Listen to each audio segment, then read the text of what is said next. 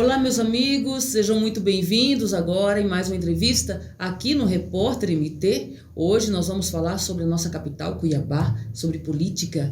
Por isso nós recebemos aqui nos nossos estúdios o vereador de oposição, Dilemário Alencar. Seja muito bem-vindo, vereador Dilemário, ativo demais nas redes sociais.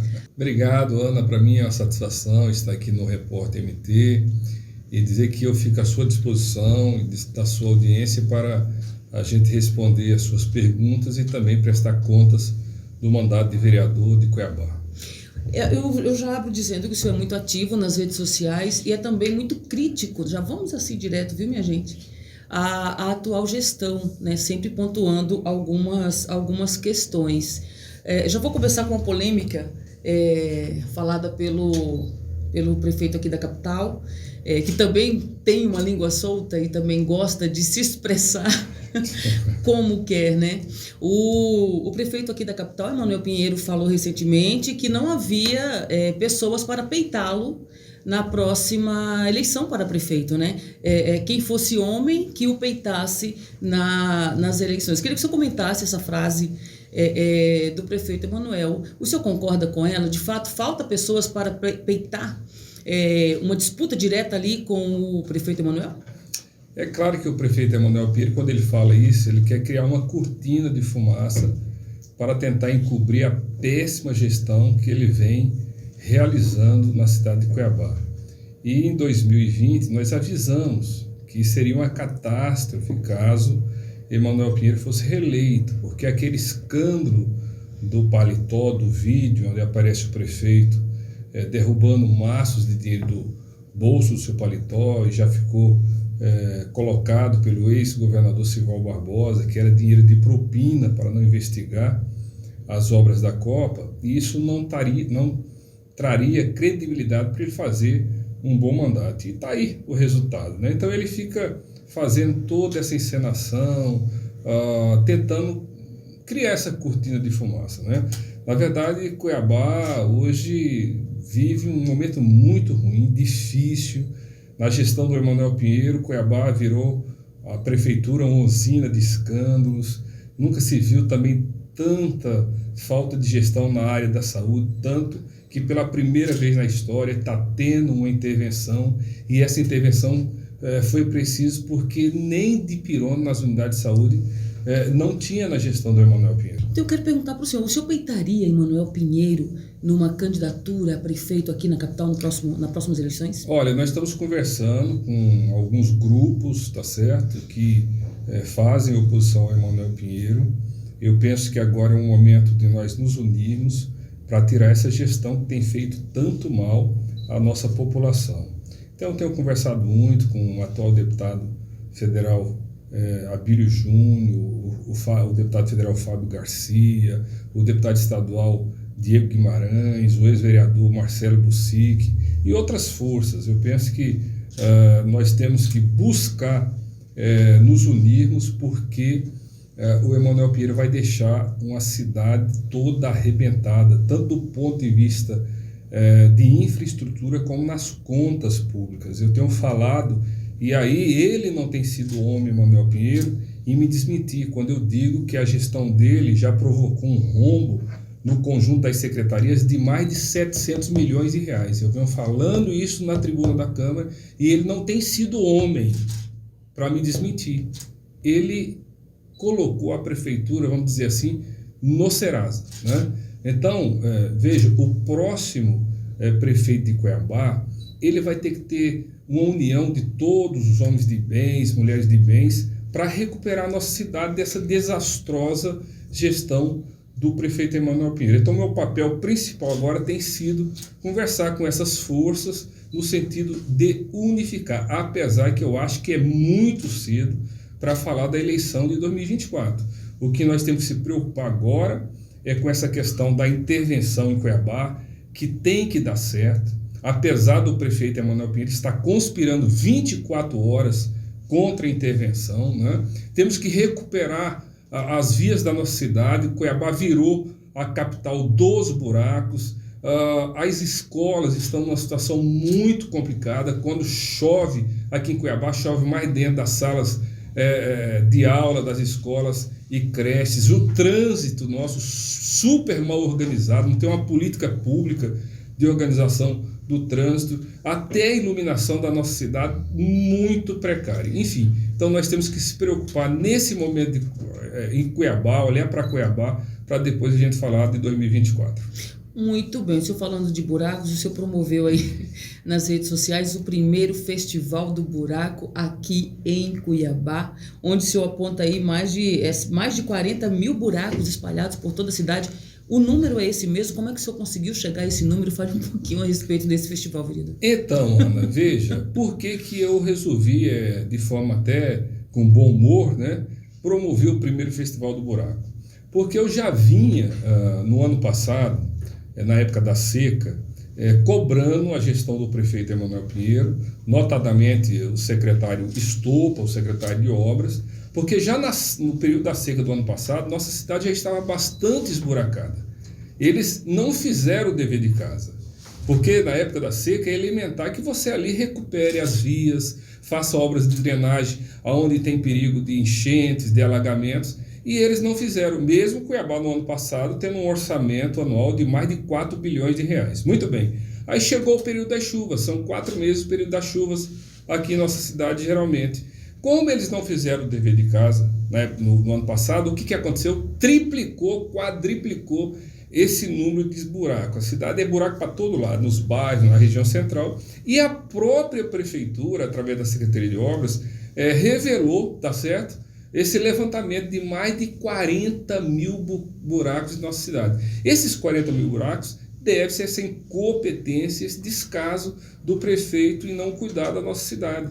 E esses buracos têm trazido vários prejuízos para a população, sobretudo quem tem carros, motos. Infelizmente, aconteceu até mortes, né? E não foi nenhuma nem duas. Quero aqui pontuar a morte de um motoboy, porque esse pessoal do motoboy, eles andam à noite e quando chove você não vê os buracos, coitados, tem muita gente com perna arrebentada, braço arrebentado. Então, os buracos trouxeram muitos prejuízos para a população de Cuiabá, muitos acidentes. E eu coloco isso na conta do prefeito Emanuel Pinheiro e do secretário Estopa. Inclusive o Estopa, que está colocando aí que pode ser pré-candidato a prefeito, ele devia, antes de falar de política, falar de eleição, cuidar dos buracos da nossa cidade. É por isso que agora o Estopa está apelidado de Estoparado. Né? O estou parado, porque não trabalha, não faz nada. Nunca nossa cidade, na história dos 304 anos de Cuiabá, nunca Cuiabá teve tão esburacada como atualmente. E, vereador, o senhor acredita que iniciativas como essa, bem-humoradas, elas podem surtir um efeito positivo na vida do cuiabano? Não tenha dúvida, veja, nós premiamos, inclusive, né, foi uma moradora do Jardim Presidente que ganhou o primeiro local. Thalita Fernanda, segundo que está nas suas redes sociais. Ela, inclusive, chegou até a andar de caiaque no tamanho do buraco lá do bairro dela, né? E o segundo colocado foi o Kleber, ali da região do CPA, onde tinha um enorme buraco, tá certo? Na saída dos ônibus ali do terminal do CPA1. E ele mandou a foto desse buraco, ele narra no vídeo que nós gravamos com ele, porque um dia o ônibus ficou encalacrado nesse buraco, prejudicando os alunos, os professores, os trabalhadores, certo? E aí ele mandou essa foto, e depois que nós divulgamos, tá certo? A prefeitura foi lá e recuperou o buraco. Mas, poxa vida, precisava o vereador Dilemar fazer o Festival do Buraco para tomarem essa providência? Então, depois que nós soltamos esse festival, teve mais de 1.200 fotos que chegaram através do fone Buraco Zap, né, que nós lançamos. Chegou mais de 1.200 fotos e vídeos também. Para você ter ideia, o vídeo que nós lançamos, o Festival do Buraco, teve mais de 40 mil visualizações. Então, a população entendeu qual que era o recado que o vereador Dilemar estava passando. Era o recado de provocar o prefeito. E até também de constranger o prefeito e o secretário Estopa. Volto a dizer, Cuiabá, para esse ano, tem 4,3 bilhões nos cofres da prefeitura, e aí o prefeito não fazer o elementar, que é arrumar as vias da nossa cidade, e a gente não pode deixar isso acontecer. Sobre a intervenção do Estado, né? A gente está completando aí já cerca de 30 dias em que o Estado assumiu a saúde aqui da capital. O senhor acredita, como que o senhor está vendo essa intervenção? O senhor acredita que os resultados têm sido positivos? O senhor consegue identificar melhorias na saúde aqui da capital desde que a intervenção foi instalada aqui? Ana, eu quero pontuar que eu lutei muito para que houvesse a intervenção. Aliás, eu fui o primeiro vereador que pediu a intervenção, foi em maio de 2022, inclusive depois o prefeito entrou com ação contra mim, não sei se você lembra, porque na época que eu pedi a intervenção, através do Ministério da Saúde e do Ministério Público Federal, né, porque ele não estava repassando os recursos carimbados para o Hospital do Câncer, Hospital Geral, enfim, né? E na época saiu uma operação policial onde foi registrado que na prefeitura, na Secretaria de Saúde, foi contratado motorista de Uber, chacareiro, pedreiro, para trabalhar como médico, recebendo salário mais de R$10 mil. E eu repercuti isso aí, e um dos elementos que eu pedi a intervenção foi baseado também nessa situação. E aí ele foi para a justiça contra o vereador Dilemário, me processou, dizendo que eu estava fazendo fake news e pediu R$30 mil. Agora saiu a sentença, o juiz indeferiu de plano e ainda condenou o prefeito Emanuel Pinheiro a pagar as custas judiciais. Então, enfim, a intervenção era necessária. Como que pode uma secretaria ter 1 bilhão e 400 milhões de orçamento e faltar de pirona? Os raios-x das UPAs ficarem queimados. Você ia lá na UPA Verdão, não tinha raio-x. Você ia na UPA Morador, não tinha raio-x. As unidades odontológicas todas arrebentadas, e a maioria porque o compressor estava queimado, não funcionava há mais de 6, 8, 10 meses. Enfim, um caos total. Então eu lutei muito por essa intervenção, o Poder Judiciário entendeu o pedido do Ministério Público, e aí eu penso que nesses 32 dias de intervenção já valeu a pena. A interventora já tomou medidas importantes. Por exemplo, a denúncia que eu fiz de que havia mais de 10 unidades infantis, UTIs infantis fechadas lá no HMC, fui para a imprensa, fui para as redes sociais, com 7 dias da intervenção já reabriu todas as UTIs infantis, já contratou médicos e não está mais faltando remédios nas unidades de saúde. Inclusive eu fiz uma fiscalização nesse final de semana último, junto com o deputado federal Abílio, remédios tinham bastante, agora estava com um problema de médicos, né? Inclusive médicos oriundos de um contrato que foi feito pela gestão Emanuel Pinheiro com a empresa, que ela, por 25 milhões anuais, ela é responsável por colocar os médicos plantonistas e nesse final de semana não colocou e criou graves problemas para os usuários. O senhor chegou a fazer um boletim de ocorrência nesse aspecto, vereador? Fale um pouquinho para a gente. E o senhor também tem cobrado da intervenção que se resolva essas questões de médico. Em que pé está esse pedido junto à intervenção aqui do Estado? Então, do município? Ana, a gente vem colocando, tá certo, que o prefeito Emanuel Pinheiro, como eu já pontuei no início, vem conspirando contra a intervenção, né? Ele praticamente chegou-se a mudar para Brasília. Hoje você não encontra mais Emanuel Pinheiro em Cuiabá. Ele fica lá em Brasília tentando articular para derrubar a intervenção. Ou seja, ele não arrumou a saúde durante esses 3, 4 anos, arrebentou com a saúde, e agora que tem uma possibilidade de amenizar o caos da saúde, ele fica conspirando para impedir. Então, essa última fiscalização que nós fizemos, nós observamos essa questão dos médicos, né? Não é possível uma empresa que tem um contrato anual de 25,9 milhões de reais e ela ser responsável para suprir as UPAs, as unidades de saúde com médicos plantonistas e deixar em aberto, principalmente final de semana. Então nós não tivemos outras escolhas. Fomos na primeira delegacia de polícia da capital, registramos um BO e hoje eu encaminhei um ofício à interventora Daniela Carmona, solicitando que ela tome providências enérgicas do ponto de vista civil e criminal contra os donos dessas empresas. Eles têm que ser responsabilizados, pois se uma criança chega a morrer, ou um adulto, ou outra pessoa, um idoso, se morrer por falta de médico, esses donos dessas empresas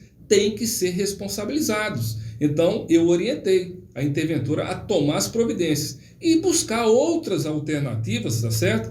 De contratação de médicos, nem que seja de forma emergencial, porque se a intervenção ficar na mão dessas empresas que foram contratadas na gestão do Emanuel Pinheiro, vai ter problema, vai ter conspiração, vai ter boicote, e como aconteceu nesse último final de semana. O senhor teve resposta da intervenção? Eu protocolei há 2 horas antes de vir para cá, para o programa, né? Mas conversei com ela no final de semana, né? Coloquei para ela, olha, vocês têm que tomar uma providência nesse sentido, e hoje eu resolvi oficializar, né?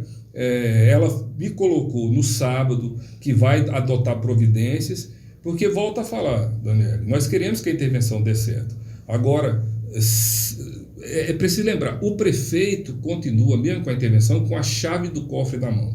Vocês podem observar que ele está criando todo tipo de obstáculo de não repassar o dinheiro da saúde para a intervenção. E a maioria da equipe do Emanuel Pinheiro ficou no período da intervenção. E nós temos notícias que esse pessoal tem buscado fazer boicotes. Então, a interventora tem que remeter isso para o doutor Orlando Perry, né, que é o desembargador titular da ação da intervenção, narrar, porque o Emanuel Pinheiro está usando esse pessoal para criar fatos na imprensa, fatos nas mídias sociais, para tentar, com isso, vamos dizer assim, influenciar no julgamento que vai ter da intervenção nos próximos dias lá no STF. O senhor tem conhecimento de quantas empresas prestam serviços? Porque o senhor somente, o senhor me corrija se a informação estiver equivocada, o boletim de ocorrência foi feito contra a LGMed, somente contra ela? Ou o senhor colocou outras empresas LGMed, porque nós flagramos lá na UPA Verdão, né? Certo. E na oportunidade, quando nós conversamos com a interventora, ela falou, olha, nesse plantão da UPA Verdão, a LGMed tinha se comprometido com a intervenção em colocar os médicos plantonistas. Então nós fizemos essa iniciativa como uma forma de levantar essa questão, tá certo? Olha, veja, e recebi uma denúncia mais grave, de que durante a semana essas empresas estão colocando médicos a mais nos dias da semana. Mas quando chega no final de semana, eles retiram, certo? Mas estão produzindo relatórios para a Secretaria de Saúde, como se tudo tivesse ok, tá certo? Para faturar, receber recursos da Secretaria de Saúde. Então eu pedi a investigação também nesse sentido. E também vamos encaminhar para o Ministério Público, não só para a interventora. Nós estamos, a minha assessoria, junto com o deputado Abílio, a gente está levantando mais provas para encaminhar. Por quê? Pode haver, tá certo, uma desestabilização da intervenção se continuar essa falta de médico. Uma coisa que me chamou a atenção é que a falta de médico aconteceu bem na mudança do turno, né? Tipo assim, o turno termina às 18 horas e ali tinha que chegar os outros médicos. Passou 19 horas, estava lá um assessor do prefeito Emanuel Pinheiro, certo? Parece que ele já tinha informação, certo? E ele chegou lá fazendo vídeo, olha, não tem nenhum médico aqui na UPA Verdão, e criticando a intervenção. Como que esse cidadão sabia? Certo? Inclusive, a coordenadora da UPA fez um BO sobre esse cidadão aí. Nós estamos levantando essa situação para encaminhar também para o Ministério Público. Tem muitas coisas acontecendo aqui no nosso estado e a nossa capital, ela acaba se refletindo mais porque, enfim, é a capital, né, minha gente? É a capital do estado. Uma delas se refere, vereador, à questão da violência, né? Sobretudo nas escolas. A gente teve aí alguns episódios muito tristes, país afora. Na verdade, em Santa Catarina, né? A gente teve o episódio ali de Blumenau, que, enfim, chocou e nos deixou de luto, e nós ainda estamos de luto com essa situação e vivendo sob constantes sustos, né? Vira e mexe é uma ameaça em uma escola, vira e mexe é uma situação de violência, não é? E aqui na capital isso tem acontecido em algumas instituições de ensino. O senhor criou um projeto aí que é de trazer o botão do pânico para dentro de algumas escolas, né? um dispositivo para que ele fosse acionado e daí, enfim, o socorro pudesse vir no caso de alguma emergência nesse sentido. O senhor acredita que esse tipo de iniciativa é suficiente para conter essa onda de violência nas escolas ou é necessário que o poder público intervenha de uma maneira mais efetiva nessa questão da violência, vereador? Como que o senhor está posicionado com relação a isso? Eu penso que tem que haver algumas ações em conjunto, combinadas, né? Tanto a questão tecnológica, mas também a questão da humana, de ter pessoas capacitadas, né? Vigilantes capacitados, fazendo ali os cuidados, né, de vigilância tanto dos alunos como dos profissionais da educação. Algumas experiências já vêm acontecendo Brasil afora, né, da colocação do chamado botão de pânico, ou seja, do chamado botão de alerta, onde é colocado dispositivos estratégicos dentro da escola para que professores, diretor, coordenadores tenham acesso quando tiver algum, né, início aí de tumulto, enfim, de violência, para que essas pessoas possam acionar esse botão na base policial mais próxima da escola, né? É o chamado botão de alerta. Agora, eu acho que tem que ter outras situações. Por exemplo, eu ando muito nas creches, nas escolas, a maioria dos muros das nossas creches é muito baixo. E lá em Santa Catarina, né, em Blumenau, o assassino pulou o muro, né? Então, nesse projeto que eu coloquei, eu coloco a obrigação também da colocação de cercas elétricas nos muros das nossas escolas e creches, bem como o investimento, que a prefeitura faça investimento. Aí por isso que eu falo que precisa do ser humano, né? Ali quando vigia alguém adentrar, ele ter aquele detector de metal para que possa passar nas pessoas. Quando você vai fazer o Enem, você não passa ali pelo detector de metal, então eu acho que tem que ter esse investimento. Agora, sobretudo também, buscar aí, né, a conscientização da família, né, dos pais. É preciso que a gente esteja construindo uma nova sociedade. A sociedade nossa está bem complicada. Olha, está acontecendo com meninos novos, né? Lá no Tijucal, me parece que foi pego um aluno de 13, 14 anos, não foi isso? Com uma machadinha numa escola lá no Tijucal, né? Sim. Então, há também uma degradação aí de valores, né, familiares. A gente tem que investir nisso mais. Talvez alguém possa até me criticar, mas, por exemplo, eu sou do tempo que tinha educação religiosa na escola. Eu sou do tempo que a gente era obrigado a cantar o hino nacional, certo?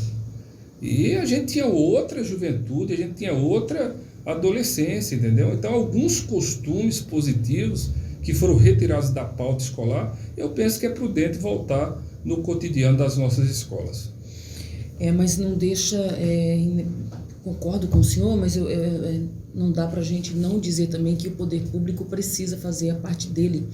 Não tenha dúvida. E o poder público, desculpa interrompê-la, mas o poder público tem muito dinheiro para a área da educação. E aí eu quero cumprimentar o governador Mauro Mendes, que já tomou a iniciativa, tá certo, de adotar o botão do pânico nas escolas, colocar as máquinas, né, para filmar, enfim. Agora eu estava vindo para cá, para o Repórter MT, o governador de São Paulo, né, Rodrigo, né, ele Rodrigo Tarcísio, né, Tarcísio, ele agora determinou a colocação a contratação para colocar vigias em todas as escolas de São Paulo. Eu acho que é uma saída também. Tem que ser algo combinado, tecnológico, com a mão humana. Com relação a esse projeto do senhor, em que pé que está ali na Câmara? Ele está em andamento? Existe previsão de aprovação? Como é que está isso? Então, agora vai para as comissões pertinentes, né? A CCJ, a Comissão de Educação, enfim. Mas também eu quero oportunizar para a comunidade escolar apresentar emendas, apresentar supressão, para que de forma técnica a gente possa corrigir alguma situação que eles entendam que não deve ser, ou colocar algumas outras situações. Então eu chamei uma audiência pública para discutir com a comunidade escolar, vou chamar o secretário de Segurança Pública, chamar segmentos organizados, para nós discutirmos essa proposta de nós termos um plano de segurança para as escolas municipais de Cuiabá. Muito bem, vereador, a gente já está encaminhando aqui para o encerramento dessa nossa conversa. Antes, porém, eu quero que o senhor deixe as suas considerações aqui para as pessoas que estão nos acompanhando e já aproveito para agradecer a sua visita aqui ao Repórter MT, aqui aos nossos estúdios, para a gente ter essa conversa. Eu agradeço, quero pedir para a população de Cuiabá me acompanhar nas minhas redes sociais, @Dilemar Alencar, e dizer que nós estamos trabalhando muito na defesa de que a intervenção na saúde dê certo. Nós não podemos mais aceitar, por exemplo, Ana, que a gestão do Emanuel Pinheiro produzisse 100 mil pessoas na fila da espera da central de regulação, na espera por cirurgias. Morreram 9 mil pessoas esperando cirurgias aqui em Cuiabá. Isso é terrível, é criminoso. Essa fila é vergonhosa, né? Então nós estamos trabalhando muito para que a gente tenha uma saúde melhor de Cuiabá, que o dinheiro da saúde possa ser bem aplicado, recuperar as vias da nossa cidade, batendo duro nessa questão da organização do trânsito. Então, eu queria deixar para vocês aqui rapidamente um projeto que eu tenho batido muito duro aqui, que é a recuperação do Morro da Luz. Há 4 anos eu venho lutando com o prefeito Emanuel Pinheiro para recuperar o Morro da Luz, virou uma cracolândia. É um local estratégico, é o pulmão do centro histórico da nossa cidade. E um lugar belíssimo, né? Quem já teve a oportunidade de ir até o Morro da Luz, é um lugar belíssimo. São quase 4 Tem hectares. árvores históricas ali que tá em extinção, aqui estão preservadinhas ali, eu acho, né, gente? A gente quase não tem mais acesso ali por conta dessa questão. Ana, eu venho lutando há quase 4 anos, entreguei formalmente a proposta, o projeto para o prefeito Emanuel Pinheiro. Imagina, Ana, se ali você recuperar a prefeitura, fazer pistas de caminhadas, bem iluminado, com segurança, fazer o nosso Réveillon de Cuiabá, ali no Morro da Luz. Eu tenho certeza que se aqui fosse Curitiba, o Morro da Luz seria um ponto fantástico, cartão postal da nossa cidade.